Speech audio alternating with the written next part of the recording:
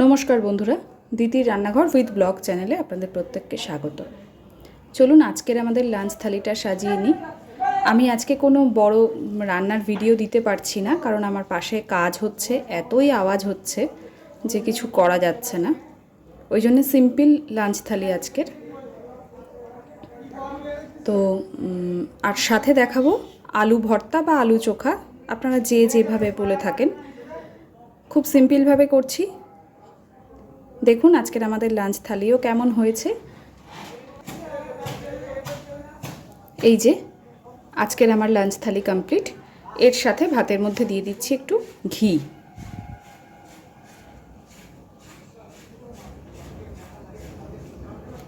চলুন আলু ভর্তাটা আমি কিভাবে বানাচ্ছি দেখে নিন।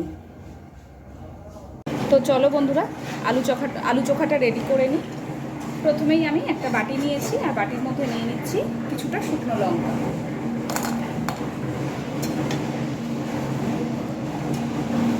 লঙ্কাগুলো এবার আমি একটু লবণ দিয়ে আগে মেখে নেব।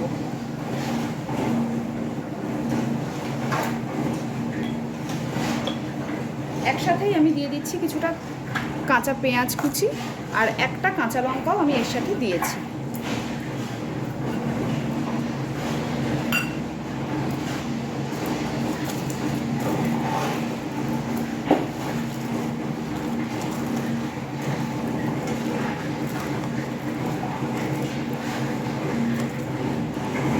খুব গরম, একটু আস্তে মাখছি।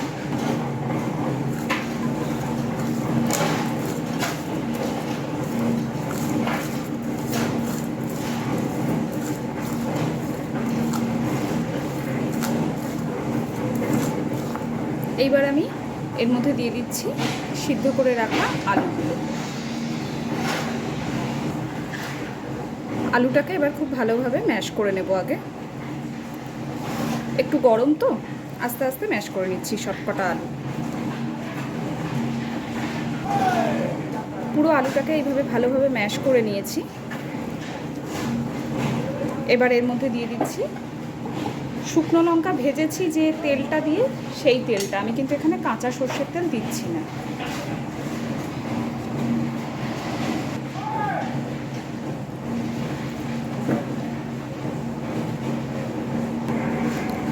এবার খুব ভালোভাবে আলুটাকে মেখে নেব।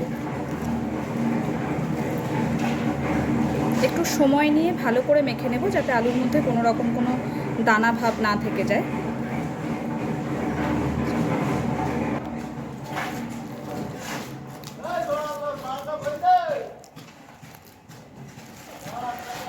আজকে বুঝতে পারছি খুব প্রবলেম হচ্ছে, কারণ পাশে কাজ হচ্ছে, আওয়াজটা পুরোটাই আসছে ভিডিওতে।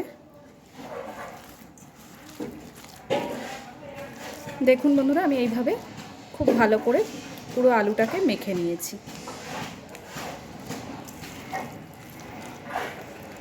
আমি কিন্তু বাড়িতে ন্যাচারালি আলু ভর্তাটা এইভাবেই করে থাকি। তো আপনারা কেমনভাবে করেন জানাবেন, আর এইভাবে বাড়িতে করে দেখবেন, খেতে খুব ভালো লাগে। যদি এইভাবে আমার এই আলু ভর্তা মাখাটা আপনাদের ভালো লেগে থাকে তাহলে আমাকে জানাবেন।